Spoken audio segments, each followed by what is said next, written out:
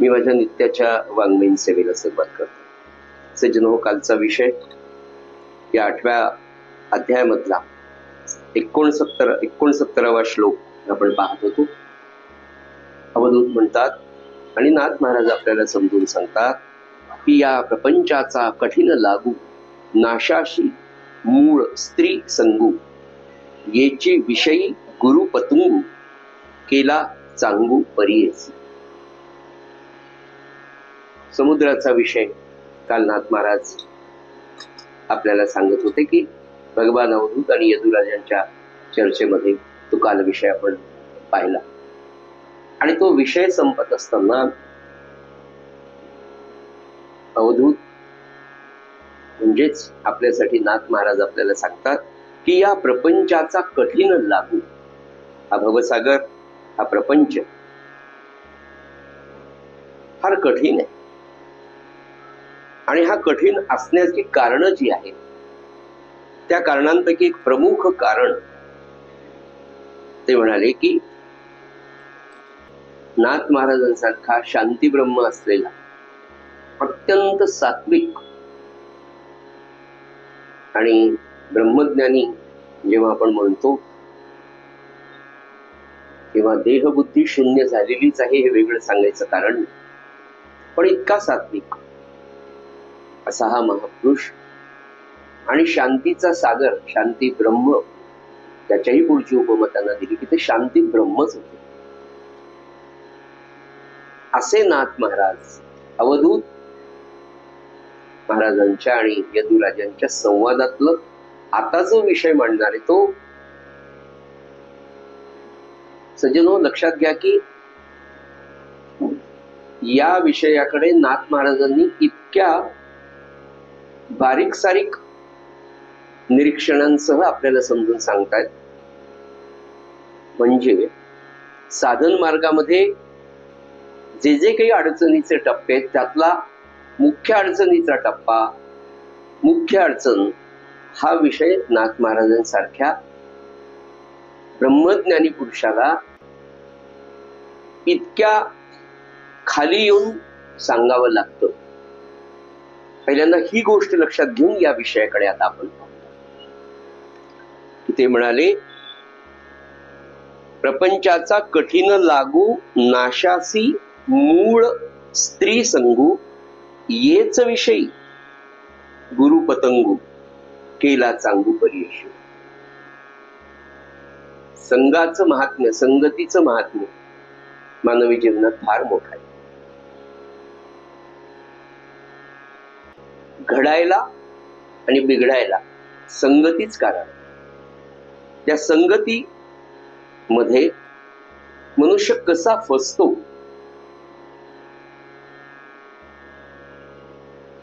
जीवाची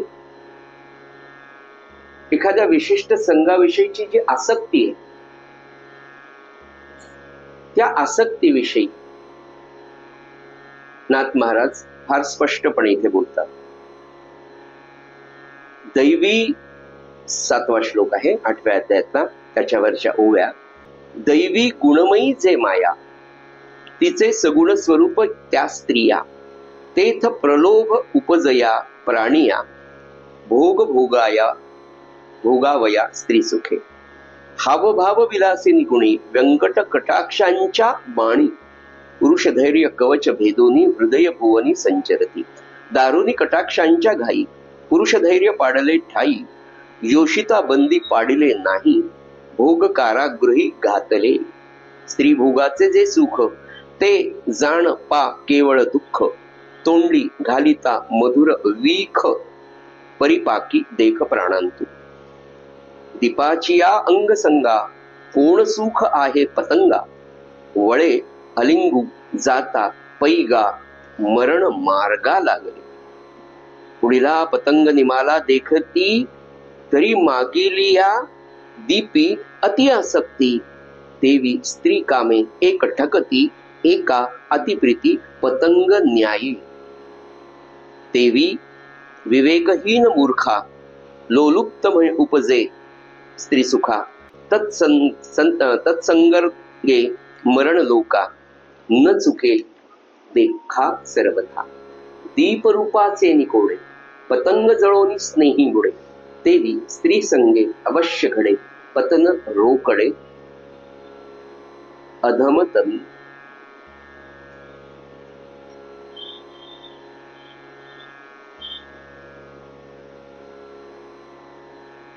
आपण सकल श्रोते पुनश्च मी सांगतो की नाथ महाराजांसारखा शांती ब्रह्मनाथ महाराज असलेला ब्रह्मज्ञानी असलेला पुरुष की जो अखंड त्या ब्रह्मानंदामध्ये आहे.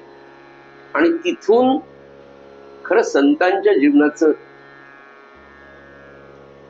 अजून एक रहस्य असायचं सज्जन हो, की तो त्या ब्रह्मानंदामध्ये इतका लीन झालेला असतो.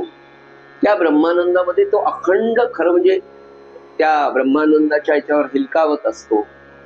हिंदोळ्यावर त्या असता ब्रह्मज्ञान की जगातलं सर्वात मोठं जे आनंदाचं परमोच्च स्थान आहे, अशा आनंदाच्या याच्यात राहत असताना त्या सत्पुरुषाला, आपल्या सद्गुरूंना, संतांना, सज्जनो, तुमच्या माझ्या प्रपंचासाठी, त्याही पेक्षा मी म्हणेन आपल्या उद्धारासाठी तिथून त्याला खाली यावं लागतं. म्हणजे हा खरा विषय त्यांनी बोलूच नाही. उदाहरण म्हणून सांगतो,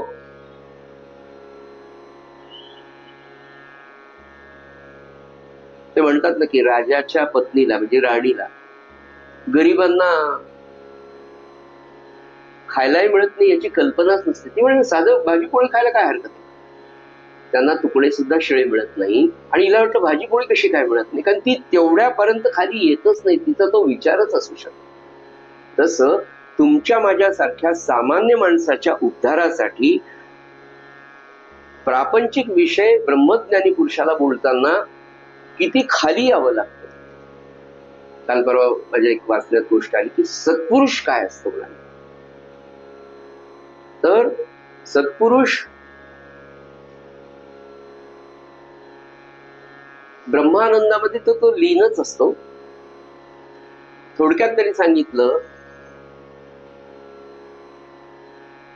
की गॅलरीमध्ये सत्पुरुष उभा आहे आणि खाली लहान लेकरू आहे. तर त्या लेकराला उचलण्याकरता तो असा खाली वागतो आणि त्याला असं उचलून घेतो. म्हणजे आपल्या उद्धारासाठी तो खाली वागतो आणि आपल्याला कवेत हात घालून वर नेतो. तो त्या स्थितीत असतो, तो त्या स्थितीत असतो, पण तो खाली वागतो. तर ते खाली वागणं सुद्धा खरोखर जर विचार केला तर फार अवघड आहे की त्या स्थितीतून खाली येणं. तसं मला एवढं सांगण्याचं कारण की हा ब्रह्मानंदी पुरुष, याला तुमच्या माझ्या प्रपंचातल्या सगळ्या खरं म्हणजे हा विषय कसा बोलावा, कसा सांगावा, पण नाही सांगितला तर हे लाखो जीव त्याच्यात वाहून चालले. कुणाला तरी हे सांगणं गरजेचं, अरे बाबा तिथे जाऊ नको, तुझा हात ओळेल. आपल्याला अवधूत जे सांगतायत की मी पतंग म्हणजे तो दिव्याच्या भोवती फिरणारा जो असतो ना, त्या पतंगाचं उदाहरण मी त्याला गुरु का केला, त्या पतंगाची जी आसक्ती आहे. तर हा विषय सांगत असताना सज्जनो असं आहे की माणसाच्या व्यक्तिगत जीवनामध्ये किंवा सामाजिक जीवनामध्ये कामवासनेचा जर बंधन नाही घातल्या गेलं तर व्यक्तीची आणि समाजाची फार मोठी हानी होत जाते, सारखी होत जाते. व्यक्तिगत आयुष्यातही होते आणि सामाजिक जीवनात सुद्धा. जेव्हा समाज अंधाधुंदपणे इकडे वळायला लागतो तेव्हा एखादी पिढी, काही काळ, काही कुटुंब समाजातली, नवे समाजातली खूप कुटुंब आणि व्यक्तिगत जीवनात पाहिलं तर ती व्यक्ती संपूर्णतः खचून नव्हे वायात जाते, कुटुंब वाया जाते. अशी अनेक कुटुंब आणि मग समाज आणि मग त्याचा परिणाम सगळ्या राष्ट्रावर. म्हणून कामवासनेला बंधन आवश्यक आहे हा विषय आहे मुळात. आणि पुढे म्हणाले दुसरा एक म्हणजे आपल्याला या विषयाकडे जाताना थोडीशी प्रस्तावना की राजकारणामध्ये काय किंवा रणांगणामध्ये काय खूप मोठमोठे अत्यंत कर्तृत्ववान धारिष्ट असलेले असे पुरुष सुद्धा केवळ कामवासनेच्या अधीन होऊन स्थानभ्रष्ट होतात. तिसरा मुद्दा, खरं म्हणजे कामवासना उपभोगण्यामध्ये वाईट नाही, पण ती अंधाधुंदपणे किंबहुना तिच्या अधीन होऊन तिच्या आसक्तीत कायम राहणं हे वाईट. मानवी जीवनामध्ये तिचं एक विशिष्ट स्थान आहे. वात्सायनाचं कामशास्त्र जर आपल्या या भारतामध्ये तयार झालं तर त्याची एक मर्यादा आहे, त्याचं एक मूल्य आहे मानवी जीवनात सुखी होण्यासाठी. पण त्याला धर्माची बंधनं जी घातलेली आहेत ती अत्यंत महत्वाची. आणि हे सकल समाजाच्या त्याही पेक्षा आत्ताच्या तरुण पिढीला बोटाला धरून जवळ बसून व्यवस्थितपणे सांगण्याची गरज आहे की एखाद्या गोष्टीचं मानवी जीवनातलं मूल्य अगदीच गुळ साखर खावी, पण ती परिमित असावी. हे जे तत्व आहे ते नाथ महाराजांना सांगायचंय. पण माणूस जेव्हा या कामवासनेच्या अधीन होतो किंवा झाला, पाहता पाहता तो विवेक भ्रष्ट होऊन जातो आणि मग जीवनातली जी उच्च ध्येय त्याला गाठायची असतात ती गाठण्यासाठी तो नालायक ठरतो, असं स्पष्ट प्रतिपादन. सज्जन हो, परमार्थाच्या साधनामध्ये विवेकाच्या दीपाला जर अखंड तुम्हाला जळत ठेवायचं असेल तर त्या साधकाला वासनेपासून दूर, या कामवासनेपासून दूर जायला हवं. अगदी सांभाळून, अति सांभाळून, अगदी नाही अति सांभाळून साधकाने राहिलं पाहिजे. याचं कारण काय? तर या वासनेच्या अंतर्गत असलेली जी शक्ती आहे ही शक्ती रूपांतरित आपण करू शकतो. आणि ही रूपांतरित केलेली शक्ती भगवंताच्या कडे जर वळवली तर हा म्हणता साधक उत्तम असा तयार होतो, असं नाथ महाराजांना स्पष्टपणे सांगायचंय. आणि म्हणून आत्ताच्या ज्या ओव्या मी वाचल्या त्याची प्रस्तावनापर मी हे सांगतो की तिची आसक्ती, तिच्या अधीन होणं, त्या वासनेच्या विवेक भ्रष्ट होणं, स्थान भ्रष्ट होणं, कर्तृत्वापासून परावृत्त होणं, ह्या सगळ्या गोष्टी तिच्या अधीनतेने होतात. योग्य तऱ्हेने, अगदी मोकळेपणाने सांगायचं तर विजेचा वापर, विजेची तार जशी संरक्षित असते आणि ती योग्य ठिकाणी योग्य वेळेला जर वापरली तर ती शक्ती किती मोठं काम करते मानवी जीवनामध्ये हे आपण पाहिलेलं आहे. पण ती तार किंवा तिचा उपयोग विशिष्ट पद्धतीने न करता हव्यासापोटी जास्त केला तर ती माणसाचा नाश करते, जीवनाचा नाश करते.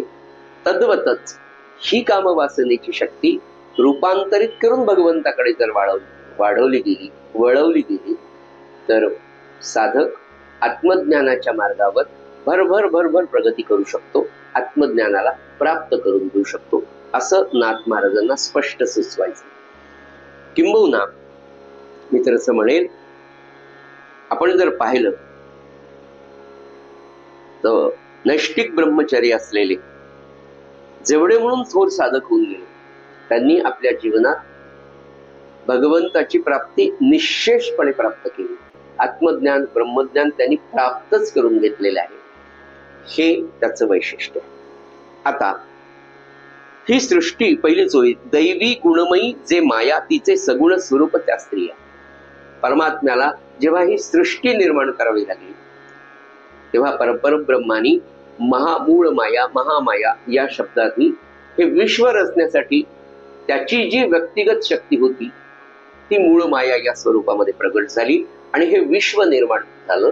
आणि हे विश्व निर्माण करत असताना या मायेचं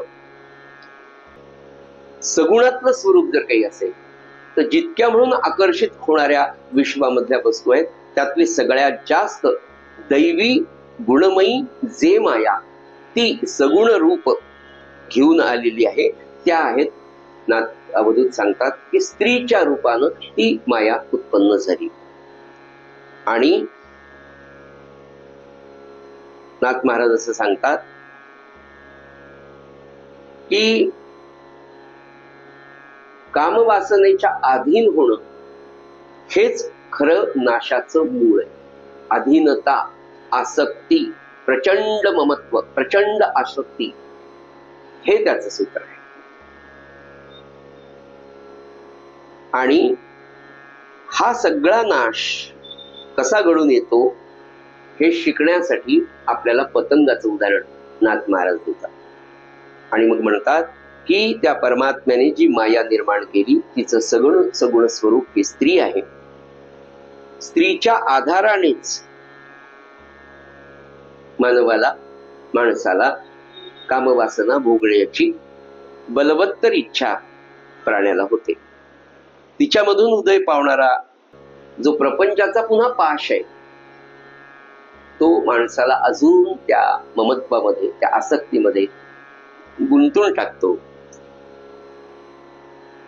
तिच्यापायी अनेकांची आयुष्य, अत्यंत सामान्य माणसाचं तर सोडूनच द्या, पण अत्यंत कर्तृत्ववान, वेगवेगळ्या क्षेत्रामध्ये अतिउच्च ज्ञान संपादन केलेली माणसं सुद्धा एका क्षुल्लक कामवासनेच्या अधीनतेमुळे, आसक्तीमुळे आपलं सगळं कर्तृत्व, आपलं सगळं चारित्र्य गमावून बसतात, स्थानभ्रष्ट होतात.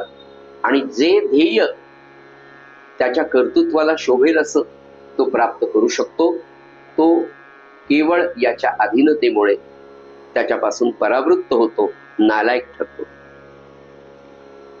पुढे म्हणाले, पतंग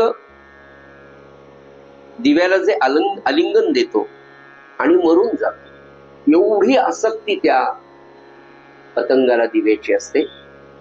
त्याचं मूळ कारण त्या दिव्याचा जो झगमगाट आहे ना तो त्या पतंगाला सारखा आकर्षित करतो. आणि त्या ज्योतीकडे तो सारखा आकर्षित होतो. इतका आकर्षित तिच्या भोवती फिरत राहतो त्या ज्योतीभोवती पतंग. आणि इतकं प्रेम, इतकी आसक्ती त्या पतंगाला त्या ज्योतीविषयी होते की शेवटी तो तिला आलिंगन देतो त्या दिव्यातल्या ज्योतीला. आणि ते आलिंगन त्या पतंगाला जाळून टाकतं. नुसतं जाळत नाही, त्या जाळण्यातच त्याचा मृत्यू, नाथ महाराज म्हणाले, त्याचा होतो. दीपाची या अंगसंगा कोण सुख आहे पतंगा, काही कळतच नाही म्हणाले की. आणि अगदी तसं माणसाचं आहे. पुढे म्हणाले, काय त्या पतंगाला त्या ज्योतीचं आकर्षण असतं. वेळ वळे अलिंगू जाता पै गा मरण मार्गा लागले. त्याच्या पुढचं वैशिष्ट्य काय? पुढीला पतंग निमाला देखती तरी मागिल्या दीपी अति आसक्ती. एक पतंग त्या दिव्याच्या ज्योतीभोवती फिरत असतो, तिला कडकडून मिठी मारतो, जळून जातो. हा दुसरा पतंग पाहत असतो बाहेरून दिव्याच्या जवळ. वैशिष्ट्य कसं आहे बघा.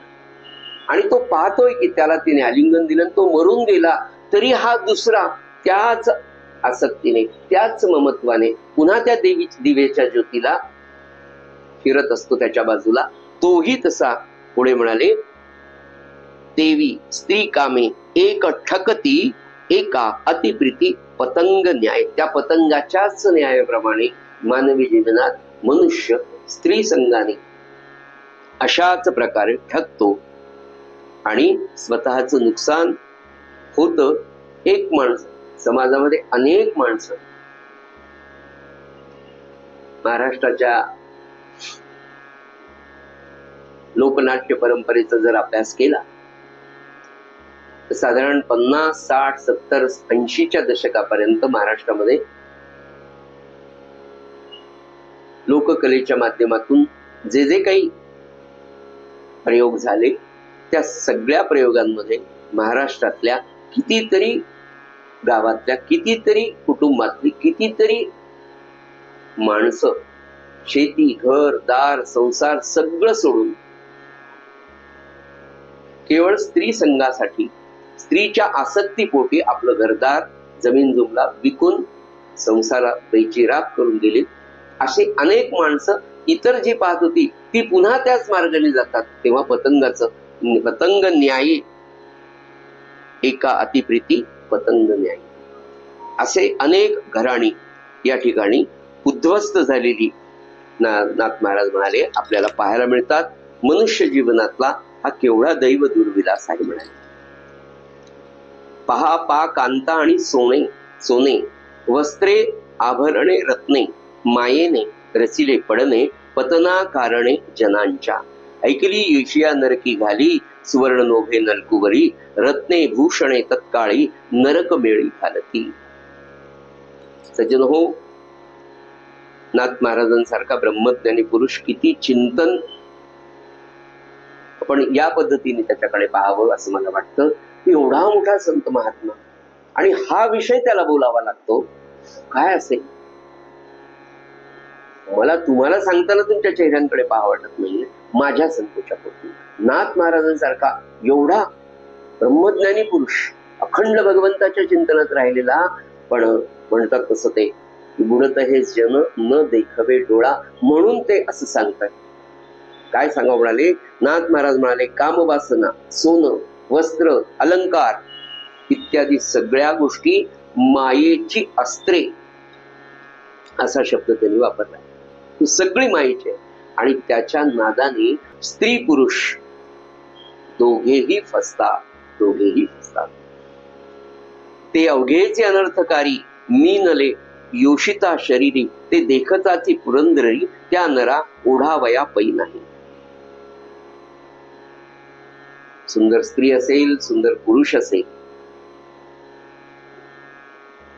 एकमेकांकडे पाहून विवेक भ्रष्ट होतात, स्थान भ्रष्ट होतात आणि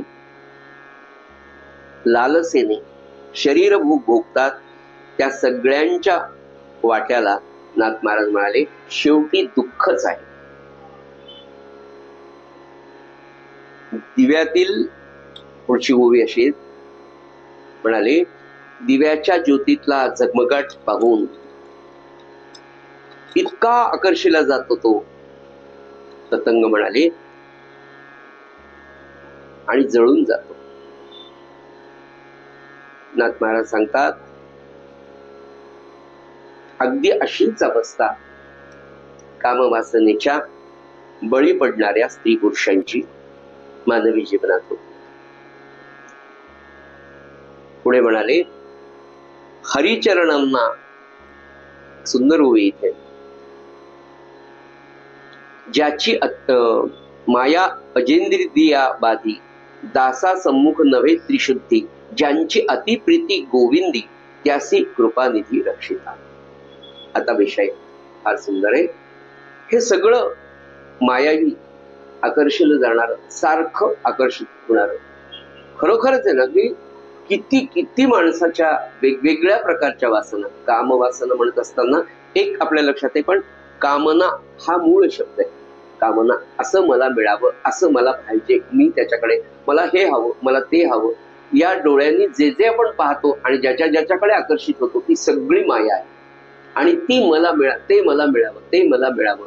वस्त्र असतील, अलंकार असतील, प्रसिद्धी असेल, ह्या सगळ्या गोष्टी, सोनं नाणं, म्हणजे आहार आणि विहारामध्ये ह्या सगळ्या गोष्टी येतात की मला असं हवं, मला असे कपडे पाहिजे, मला असे पाहिजे. ही जी सगळी माया आहे सज्जन हो, त्यामध्ये ते म्हणाले की या सगळ्यामध्ये मनुष्य फसतो. पण हरिचरणांना जे विन्मुख आहेत अशांवर माया फार लवकर कार्य करते. इंद्रिय दमन न करणाऱ्या लोकांना ही माया सतावते. पण म्हणाले कैसा रीती रक्षी भक्त, मुळी आत्मा आत्मी नाही तेथ, स्त्री रूपे भासे भगवंत, भक्त रक्षिता निजबोधे. पण म्हणाले खऱ्या भक्ताच्या समोर त्या मायेचं, त्या प्रलोभनांचं काहीही चालत नाही. सगळ्यांचं सूत्रनाथ मला म्हणतं की हे तुमच्या जीवनातलं एक ऑब्स्टॅकल आहे. आसक्ती. स्त्री वाईट नाही, तिच्यामध्ये आसक्त होणं हे वाईट. म्हणून वेगवेगळ्या संतांच्या वेगवेगळ्या अभंगामधून एकच सूत्र सांगितलंय की तिच्याकडे पाहावं कसं. या देवी सर्व भूतेषु मातृरूपेण संस्थिता. हा जर दृष्टिकोन अंतःकरणामध्ये रुजवला गेला असेल बालपणापासून, तर येणारी प्रत्येक स्त्री, म्हणून महाराज म्हणे नीतीला फार महत्व आहे. पूर्ण परमार्थ मार्गामध्ये नीतिमान पुरुष जर असेल ना, चारित्र्यवान पुरुष, नीतिमान कुलीन स्त्री जर असेल, तर 80% तिचा परमार्थ साधलेलाच, पुरुषाचा असो स्त्रीचा असो. अशा नीतिमान पुरुषाने केलेलं साधन लवकर फलद्रूप होतं. लोकमान्य टिळकांच्या बाबतीत थोरल्या महाराजांनी सांगितलं, त्यांना विचारलं ना तेव्हा की तुम्हाला लोकमान्य टिळक एवढे का भावले, थोरल्या महाराजांना विचारलं एका शिष्याने. तर पहिलं उत्तर महाराजांचं होतं, ते का आवडले त्याचे 3 गुण जेव्हा सांगितले, त्यातला पहिला, हा अत्यंत नीतिमान पुरुष आहे म्हणाले महाराज. काय संपर्क आला असेल महाराजांचा, पण महाराजांना वेगळं काही सांगायची गरज नाही. ते म्हणाले त्याच्या काय असतं माहिती का, तुमच्या दृष्टीतून सगळं कळतं. तुमची दृष्टी कशी, अर्धा परमार्थ तर तिथेच साठवले. तुम्ही जगाकडे कसं पाहता. आणि परमात्म कृपेने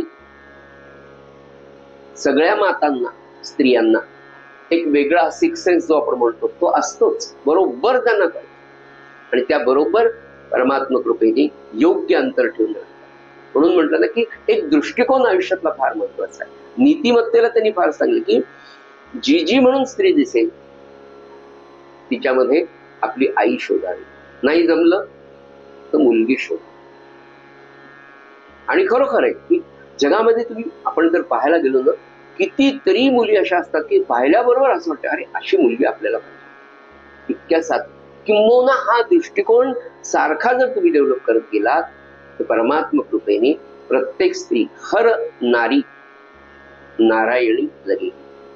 माणसाचा दृष्टिकोन जर हा ठेवला की ती नारायणी आहे, हा म्हणजे अगदी ठरवूनच घ्यायचं की घराच्या बाहेर पडल्यानंतर जी पहिली स्त्री, नवे नवे प्रत्येक स्त्री, पण पहिल्या स्त्रीपासून सुरुवात की अरे आज अंबाबाईचं दर्शन या रूपामध्ये नारायणी म्हणून जर आपण तिला नमस्कार केला तर हळूहळू अभ्यासाने ही वृत्ती डेव्हलप होईल. मानवी जीवनामध्ये कामवासना ही तुमच्या मनामध्ये प्रत्येकाच्या दिलेलीच आहे. ती जशी भूक आहे तशी ती आहे. पण शास्त्राधारे जर राहिलो आपण, त्या शास्त्राचा गुण काय, तर नाही माझी आई, हा तर माझी लेक, हे जे पवित्र नातं. म्हणून त्यातही पुन्हा महाराज म्हणाले की नाही, मला जगात फक्त आईच्याच प्रेमाची कल्पना आहे, दुसऱ्या प्रेमाची कल्पनाच नाही, असं थोर संत पुरुष जेव्हा सांगतात तेव्हा तो नीतिमत्तेचा पाया आहे. म्हणून ते म्हणाले की खऱ्या भक्तांच्या समोर, आणि हे सगळं खरा भक्त बनण्यासाठीच आपलं सज्जन चाललं. पुढे म्हणाले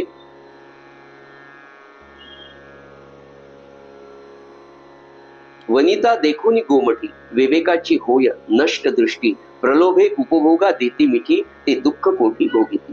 या मार्गाने जाणाऱ्याला दुःखच आहे. देखून दीप रूपे जग म्हणतात, एवं योषिता रूपे माया, उपभोग बुद्धी भुलवी प्राणिया, जे विमुख हरीच्या पाया, त्यासी माया बोलविती. पुढे म्हणाली भ्रमरू रिधोनी पुष्पामध्ये, पुढचा विषय, मधुकराचे निविंदाने, मधुकर म्या गुरु करणे, दुःख निदिता काय साधने, तेही लक्षणे परिसापा. हा सगळा विषय सांगताना भगवंताच्या ठिकाणी ज्यांची अत्यंत प्रीती असते तो कृपानिधी भगवंत अशांना सांभाळतो. भगवंत भक्तांचं रक्षण करतो. मुळात आत्मा आणि आत्मी असे काही भेद नसतात.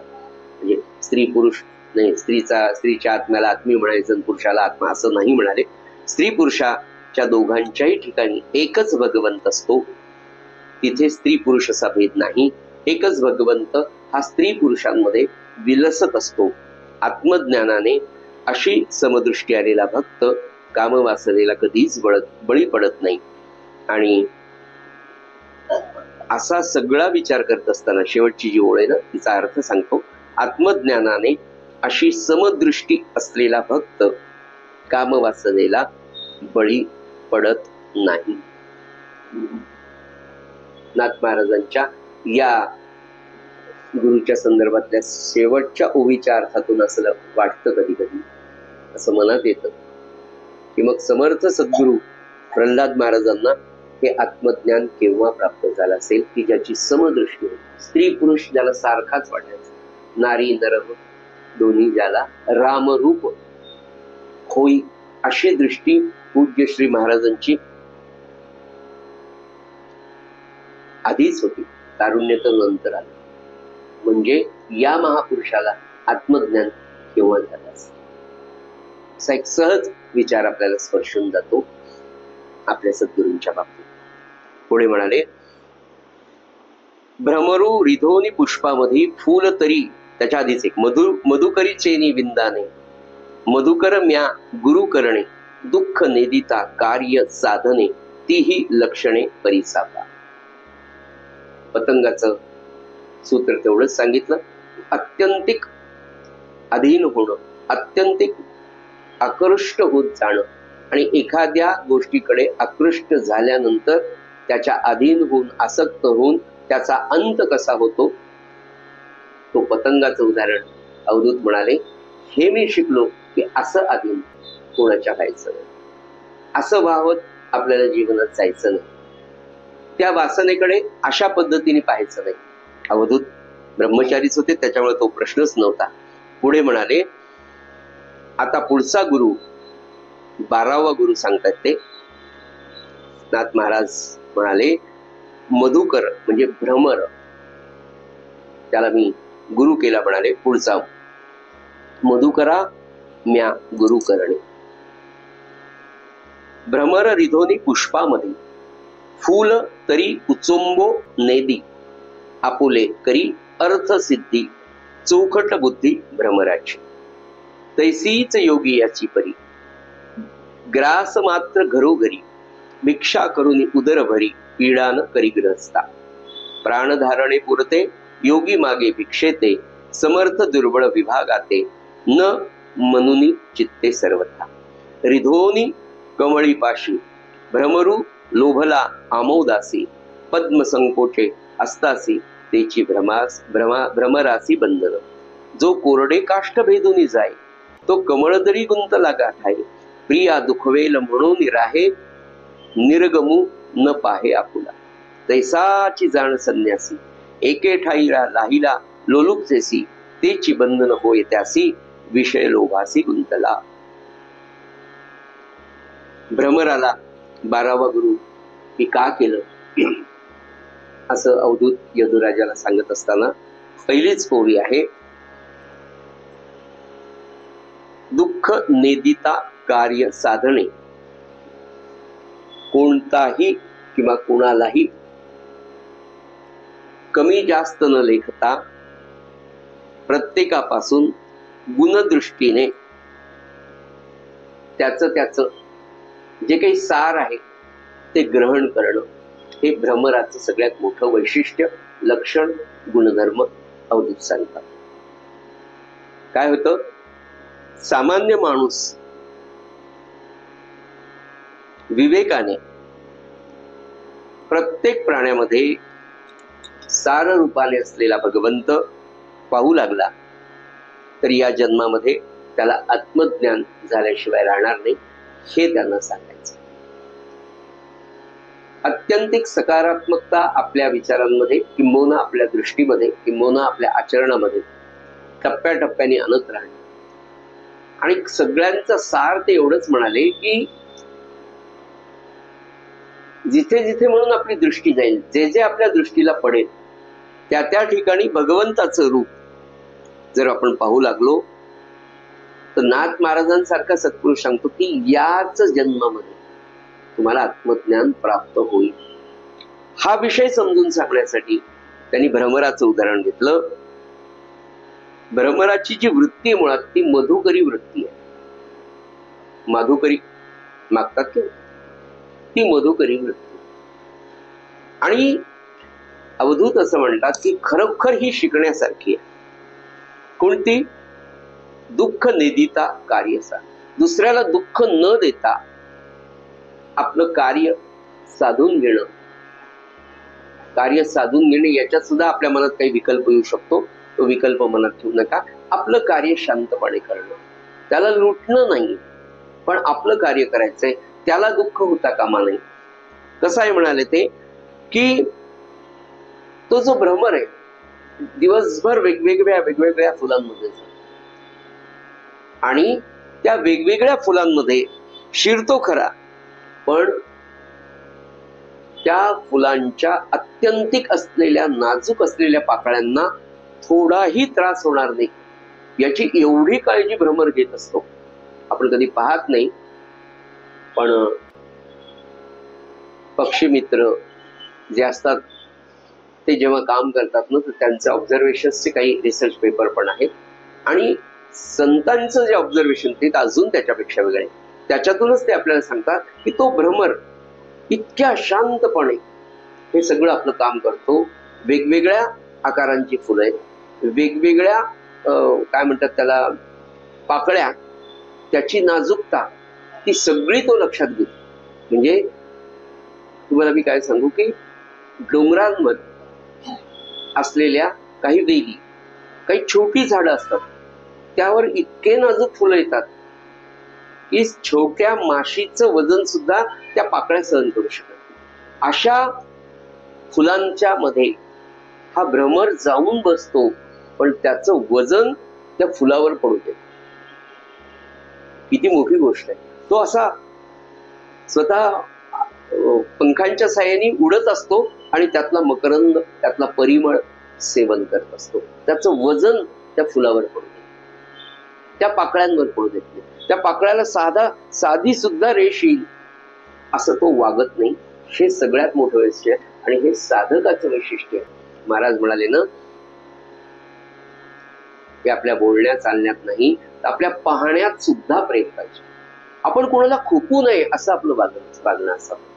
लोण्यातला केस कसा सरळ पटकन होऊन जातो ना, महाराज म्हणाले आपण लोण्यासारखं असावं. आपण कोणी कधी खुपू नये, हे वैशिष्ट्य साधकाचं आहे. हे भक्ताला हे शिकायचंय संजय. आणि असा चांगला हेतू त्या भ्रमराचा असतो. पुढे म्हणाले तैसीच योगी याची परी, ग्रास मात्र घरोघरी, भिक्षा करून उदरभरी, पीडा न दे ग्रहस्था. ग्रहस्थाश्रमाकडे योगी, साधू, यती जेव्हा दिवसभर माध्यान्नाच्या वेळेला माधुकरी मागायला जातात, प्रत्येक घरी एक एक घास वाढला जातो. तो एक एकच घास शांतपणे आपल्या भिक्षापात्रामध्ये घेतो आणि म्हणाले की प्रत्येक घरी एक एक घास भिक्षा मागून तो पोट भरतो, म्हणून तो कोणत्याच गृहस्थाश्रमाला जड जात नाही. म्हणाले जातच नाही. पीडा न करी ग्रहस्था, प्राण धारणे पुरते, योगी मागे भिक्षेते, समर्थ दुर्बळ विभागाते, न मनुनी चित्त सर्वथा. श्रीमंत आहे, गरीब आहे असा भेद मनामध्ये योगी कधीच आणत नाही आणि देहरक्षण, प्राणरक्षणापुरतच भिक्षेचं त्याचं कार्य असतं. सज्जनो, अगदी तसं ते म्हणाले रिधोनी कमळिनी पाशी, भ्रमरू लोभला आमोदासी, पद्म संकोचे अस्तासी, तेची भ्रमासी बंधन. कमळाच्या पुष्पामध्ये भ्रमर शिरतो आणि तो परिमळ त्यातला पाहून त्याला भुलतो. त्या परिमळाशी इतका एकसंग होऊन जातो, इतका एकरूप होऊन जातो आणि संध्याकाळी हे सगळं त्याच्या लक्षातही येत नाही आणि कमळ मिटून जात. किती सुंदर उपमा आहे भ्रमराची सज्जन. अगदी असाच आपला जीव, मानवी जीवन, मनुष्य हा जीव या प्रपंच रूपी कमळामध्ये जन्माला येतो. या कमळामध्येच राहतो. मी माझं ते जे सांगितलं ना त्यांनी, की तो जो पाश आहे प्रपंचाचा निर्माण होतो, ग्रस्ताश्रमी होतो. मी, मग माझी पत्नी, माझा मुलगा, माझी मुलगी, त्यांच्या कर्तव्याप्रती, त्यांच्या कार्याप्रती, त्याच्यामध्ये इतका घडून जातो त्या सगळ्या आनंदामध्ये. किती आनंद असतो बघा तुम्ही. तो हा सगळा प्रपंचाचा परिमळ आहे. हा भ्रमर जो आहे हा तुम्ही आम्ही आहोत. आणि हा इतका गुंतून जातो, इतका माझी बायको जे आपण कपोताचं उदाहरण पाहिलं ना, दिवस रात्र, लग्न व्हायचा उशीर, प्रत्येकाच्या आयुष्यातले पहिले दिवस सगळ्यांनी शांतपणे डोळे दोन आठवावे आणि आपल्याच जीवनाकडे जेव्हा आपण साक्षीत्वाने पाहायला जातो, ते म्हणाले ना की तारुण्याचा कैफ असतो, त्या कैफातून निर्माण होणारा प्रापंचिक पाश निर्माण होतो. मग माझी मुलगी, माझा मुलगा, त्याचं शिक्षण, तो किती छान, त्याला काय मिळालं, तो किती पारितोषिक मिळतो, तो किती हुशार आहे, इतके परिमळ आहेत. आणि या परिमळामध्ये इतका रंगून जातो हा जीव. आयुष्याची संध्याकाळ होती, कमळ मिटून जात, जीव तिथेच अडकतो. पुनरपी त्याच प्रपंचाच्या आसक्ती, त्याच प्रपंचाच्या गोडव्यात. आणि हे सगळं करत असताना संत ओरडून ओरडून आपल्याला सांगतात, अरे गुंतू नकोस, अरे गुंतू नकोस, तिथे राहा, ते कर. आसक्ती, ममत्व, अनासक्तीने राहायला जमत नाही. ती अनासक्ती भ्रमराच्या ठिकाणी पण नाही. जशी भ्रमराच्या ठिकाणी सज्जन होऊ नाही, तशी तुमच्या माझ्या सारख्या सामान्य प्रापंचिक माणसाची सुद्धा भ्रमरासारखीच अवस्था आहे. पण ब्रह्मज्ञानी, ज्ञानी पुरुष जो असतो ना, तो हे सगळं करतो. नाथांचा प्रपंच, तुकारामांचा प्रपंच, महाराजांचा प्रपंच आणि तुमच्या माझ्यासारख्या सामान्य व्यक्तीचा प्रपंच, आपली आसक्ती, आपलं ममत्व. महाराजांनी प्रेम केलं नाही का? महाराज तर करुणा निधान होते, दया सिंधू होते. त्यांच्या इतके तर दया कोणामध्येच नव्हती. तेवढी दया तर आपल्याकडे नाहीच. तरी ते उद्धरून गेले. त्याचं कारण काय? अनासक्तीने कमल दल जलवत जसं राहिले ना, तसं आपण आज नाही जमणार. पण हा विचार जर बॅक ऑफ द माइंड राहिला तर निश्चित तो आपल्या साधन जीवनावर निश्चितपणे परिणाम करतो. आपल्यातला साधक अखंड जागृत ठेवण्यासाठी मी कुठे गुंततो गुंतायचं कसं नाही. आणि ते म्हणाले की संध्याकाळी कमळ भेटलं की त्यामध्ये तो भ्रमर अडकतो. खरं म्हणजे केवढं कर्तृत्व मानवाच्या ठिकाणी, केवढं पोटेन्शियल माणसामध्ये आहे. मनुष्य काय करू शकत नाही. किती थोर युद्ध सिकंदर सारखे होऊन गेले. मोठमोठे कर्तृत्ववान स्त्री पुरुष आपल्या इतिहासामध्ये आपल्याला पाहायला मिळतात. म्हणजे एवढी शक्ती त्याच्याकडे आहे. पण एवढी शक्ती असलेला माणूस एखाद्या सामान्य वासनेमध्ये जर गुंतला तर त्याचं कर्तृत्व हे एकीकडे राहतं आणि त्याची छोटी वासना एवढ्या मोठ्या कर्तृत्ववान माणसाला खालच्या पातळीला आणून त्याच्या आयुष्यात ज्या ठिकाणी, ज्या उच्च ध्येयाला त्याला पोहोचायचंय, तुमच्या माझ्या जीवनात सगळ्यात मोठं ध्येय आहे भगवंताची प्राप्ती, म्हणजेच शाश्वत समाधान, याची डोळी मिळवायचंय. हे आपलं ध्येय. हे आपण मिळवू शकतो 100%. कसं? कारण तुमच्यात ती गुप्त शक्ती आहे, तुमच्यात ते पोटेन्शियल आहे. पण ते पोटेन्शियल, ती गुप्त शक्ती, ते कर्तृत्व, ती शक्ती सगळी आपण आसक्तीमध्ये एका बाजूला घालतो. म्हणून आजच्या या निरूपणात मला असं वाटतं की जे नाथ महाराज सांगतात की वेगवेगळ्या कामनांसाठी वापरली जाणारी जी शक्ती आहे ती फक्त तुम्हाला रूपांतरित करायची भगवंताच्या भक्तीमध्ये. आणि ती शक्ती लौकिक अर्थाने आपल्याला पाहायला मिळते की जे खरे महान सत्पुरुष आहेत आणि त्याही पेक्षा मी म्हणेन कामवासनेचं सूत्रलक्षण घेताना जे नैष्ठिक ब्रह्मचर्य पाळतात त्यांचं कर्तृत्व तुम्ही पहा. आपल्या समोर आहे आज आपल्या देशामध्ये. केवढी शक्ती ऊर्ध्वगतीने कार्य करत राहते. पतंजलीच्या योगशास्त्रामध्ये हा विषय अत्यंत स्खलनाचा विषय फार मोठ्या प्रमाणात. आपण त्याच्याकडे अभ्यास म्हणून, आपण त्याच्याकडे ज्ञान म्हणून जर पाहिलं तर काहीच. जेव्हा नाथ महाराजांसारखा महान सत्पुरुष या विषयाची बाधा काय होऊ शकते हे जर आपल्याला समजून सांगतात, तेव्हा या विषयाकडे दुर्लक्ष करून चालणार.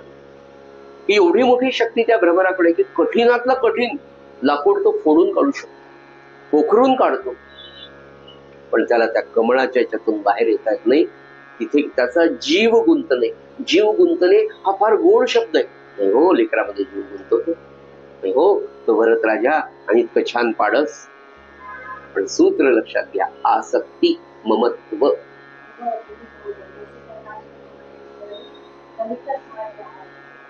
माऊलींचे शब्द सेम ते अगदी सारखे, की ते म्हणाले जो कोरडे काष्ट भेजून जाय, तो कमलदही गुंतला ठाई, प्रिया दुखवेल म्हणून राहे, निर्गमू न पाहे आपुला. त्या पाकळ्यांना त्रास होईल. नको नको नको.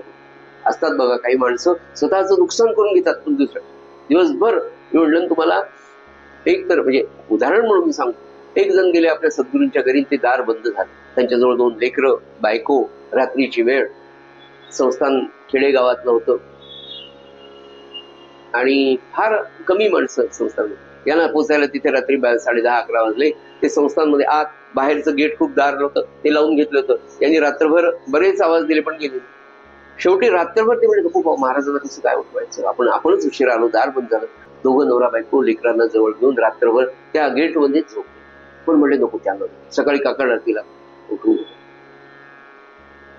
काय मनाचं आहे. अगदी तसं भ्रमराचं या बाबतीत होतं आणि तुमचं माझं प्रपंचाच्या बाबतीत. नाही नाही नको. आणि हे सगळं माझा प्रपंच करता करता आयुष्यभर भगवंताचं स्मरण नाही. हे झाल्यावर करू, ते झाल्यावर करू, ते झालं नाही. आता मुन्नीचं लग्न झालं की आपल्या जपाला बसतो. मुन्नीचं लग्न हो काही याचे काही जपाला बसतो. महाराज म्हणाले तो उद्या जप करतो म्हणतो, तो कधीच करत नाही. चांगले दिवस आल्यावर जपाला बसेल असं म्हणणारा माणूस कधीच जप करत नाही. हे महाराजांचे वाक्य. सज्जनो, या सगळ्या आणि इतका म्हणाले तो, निर्गमून पाहे आपुला, प्रिया दुखवेल म्हणून राहे, निर्गमू न पाहे आपुला. तैसाची जाण संन्यासी, एके ठाई राहिल्या लोलुप्ततेसी, तेची बंधन होय त्यासी, विषय लोभासी गुंतला. अगदी संन्यासाच्या बाबतीत मध्ये म्हणाले असं आहे की लोभाने एका ठिकाणी जर संन्यासी राहिला तर तिथे त्याला बंधन निर्माण होतं. म्हणून संन्यासी 3 दिवसापेक्षा जास्तीत जास्त 3 दिवस एका ठिकाणी राहतो, कारण तिथे त्याला पुन्हा लोभ. संन्यासी जरी झाला तरी मनुष्य आहे, त्याला वासना आहे, त्याला भावना आहे, तोही तिथे गुंतून जातो. म्हणून त्यांना नियम सांगितले 3 दिवसापेक्षा कुठे जास्त राहू नका. पुढे म्हणला, देह सुखाच्या अति लहान सुमन जे काही, भ्रमरा तेथ उपेक्षा नाही, रिधोनी त्याच्याही ठाई, आमोद पाही सेवित. देह सुखाच्या लोभाला तो गुंतून पडतो. फुल अगदी लहान जरी असलं तरी हा भ्रमर त्याचा अनादर न करता त्याच्यामध्ये शिरून रस सेवन करतो. थोरा थोरा ज्या कमळीनी विकासल्या समर्थपणी, त्यांच्याही ठाई रिधोनी सारांश सेवून जात असे. भ्रमराला लहान मोठा असं काही फुलाचं नाही. त्याला फक्त त्या प्रत्येक फुलातला सुगंध, तो परिमळ वेचायचा आहे. कोणत्या झाडाचं, कोणत्या रंगाचं, कोणत्या आकाराचं फुल आहे, भ्रमर कधी त्याचा विचार करत नाही. आणि पूर्णपणे विकास पावलेली मोठी कमळे सुद्धा तिथे तो जातो, सेवन करतो. त्याप्रमाणे योगी शास्त्र पद्धतीने यथास्थित विचार करीत नाही, लहान मोठे तर्क काढीत नाही, केवळ सार तेवढे ग्रहण करतो आणि वेदांतात सांगितल्याप्रमाणे ब्रह्मस्थितीचे वर्णन जसे तो खरे मानतो, तसंच भक्तांनी रचलेल्या वेगवेगळ्या वेदांती ब्रह्मस्थिती बोलली मानी यथानुगती, इतर स्तोत्री ब्रह्म व्युत्पत्ती तेही अतिप्रीती मानतो. पंडितांचे वचन मानी साधारण बोलीला हितवचनी, तीही अति आदरे मानुनी सार निवडून घेत असे. अगदी त्या यतीचं म्हणा किंवा त्या योग्याचं संन्यासाचं वर्णन करताना तो सुद्धा महाराजांकडे जालन्याच्या राम मंदिरात महाराज देहात असताना मुक्कामाला होते. त्या दिवशी एक रिटायर्ड झालेले संस्कृतचे प्राध्यापक तिथे आले. रिटायर्ड आणि संध्याकाळची उपासना झाली, महाराजांची दशमी खाणं झाली आणि शेजारतीला थोडा वेळ होता म्हणून ते प्राध्यापक महोदय महाराजांकडे आले. नमस्कार नमस्कार महाराज, हात जोडून. नमस्कार म्हणजे वरूनच नमस्कार महाराज. महाराज मी संस्कृतचा प्राध्यापक. महाराज अरे वा छान, आताच रिटायर. बरोबर छान. नाही मी आता भागवताचा अभ्यास सुरू केलाय. महाराज म्हणाले छान, उत्तर काळ चांगलाच आहे भागवत. नाही मला भागवतातल्या दुसऱ्या स्कंदातल्या अमक्या अमक्या अध्यायातल्या याच्यावर माझा आणि स्वतःचं पांडित्य ते सांगतो. महाराजांनी हो का बरं का, हो का बरं. आणि मग एका ओवीवर बुद्धिप्रामाण्यवादाने ते वाढून बसले आणि पुढे महाराजांशी थोडासा वितंडवादाकडे जाणारा संवाद सुरू झाला. महाराजांनी शांतपणे ऐकून घेतलं आणि मग म्हणाले झालं का तुमचं सांगून. आता म्हणाले थोडं बहुत सद्गुरूंच्या कृपेने मी भागवत वाचलंय. म्हणाले तुम्हाला सांगून पाहतो, तुम्हाला पडतं का पहा, एवढंच म्हणाले. आणि भागवतातल्या दुसऱ्या स्कंदातला ज्या विषयावर यांची चर्चा होती त्या अध्यायाच्या पहिल्या श्लोकापासून शेवटच्या श्लोकांपर्यंत मुखोद्गत त्यांनी म्हणून दाखवलं आणि त्याच्यावर संस्कृत भाषेमध्ये त्यांना समजेल अशा भाषेत त्या सगळ्या श्लोकांचा अर्थ खऱ्या अर्थाने समजून सांगितला. तुम्हाला समजलं का, एवढं सगळं सांगितलं. तो गार झाला, त्यांनी साष्टांग नमस्कार घेतला. मला तुम्हाला भागवत पाठ आहे का. नाही थोडंफार आठवतो. योगी त्यांच्याकडे किती अज्ञानी येऊ द्या त्याच्याशी त्याच भावनेने वागतो. ज्ञानी आला तरी त्याच भावनेने प्रेमाने योगी संन्यासी संत महापुरुष ब्रह्मज्ञानी पुरुष वागतो असं नाथांना इथे सांगायचं. म्हणाले मोठमोठ्या पंडितांच्या बोलण्यामध्ये सुद्धा अगदी सामान्य मनुष्याला बोलण्यामध्ये आढळणारे सार योगी ग्रहण करत. अरे वा तुमच्याकडे हे चांगलं आहे. म्हणजे जिथून जिथून मला ज्ञान मिळेल, योग्याची ब्रह्मज्ञानी पुरुषाची ब्रह्मज्ञान झाल्यावर सुद्धा मला सगळं कळलं, तुम्ही मला वेगळं काय सांगता, हा भाव नाथ महाराज म्हणाले योग्याच्या ठिकाणी नसतो. पंडितांचे वचन मानी साधारण बोललेल्या हितवचनी तेही अति आदरे मानून सार निवडून घेत असे. प्रीती होवावी पतीच्या मानसी, कुळवधू मानी सासू सासऱ्याशी, मान देत असे त्यांच्या दासासी, तेची प्रीतीसी लक्ष्मी. नाथ महाराजांनी शेवटचा दृष्टांत आपल्याला पटेल, आपल्याला अनुभव आहे असा दिला. इथे आपण थांबूया. नाथ महाराज म्हणाले की आपल्या नवऱ्यावरच्या प्रेमापोटी नवीन वधू जी येते ना, तिचं नवऱ्यावर एवढं प्रेम असतं, त्या प्रेमा खातर ती सासू सासरे दीर नंदा किती कष्ट असू द्या सगळ्यांशी प्रेमाने वागते, प्रत्येकाशी प्रेमलोक ठेवते. सूत्र आपल्या नवऱ्यावरचं आपल्या पतीवरचं प्रेम. झालेला विषय श्रींच्या चरणी अर्पण करू आणि उर्वरित विषय आपण उद्या पाहू. आपली नित्याची प्रार्थना नाथ महाराजांची आपण घेऊया. श्रीराम समर्थ. आवडीने भावे हरी नाम घेसी, आवडीने भावे हरी नाम घेसी, तुझी चिंता त्यासी सर्व आहे, सर्व आहे. आवडीने भावे नको खेद करू, कोणत्या गोष्टींचा नको खेद करू, कोणत्या गोष्टींचा पती लक्ष्मीचा जाणत असे, जाणत से आवडीने भावे सकल जीवांचा करी तो सांभाळ सकल जीवांचा करी तो सांभाळ तुझ मुख लीला ऐसे नाही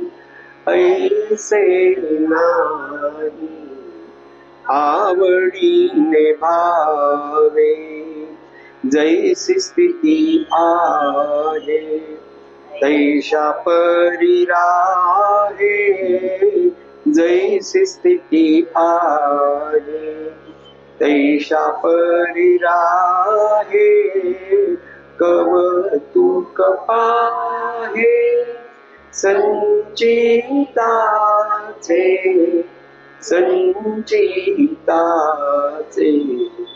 आवडीने भावे एका जनार्दनी भोग प्रारब्धाचा एका जनार्दनी भोग प्रारब्धाचा हरी कृपे त्याचा नाश आहे नाश आहे आवडीने भावे हरी नाम घेसी तुझी चिंता त्यासी सर्व आहे सर्व आहे आवडीने भावे आवडीने भावे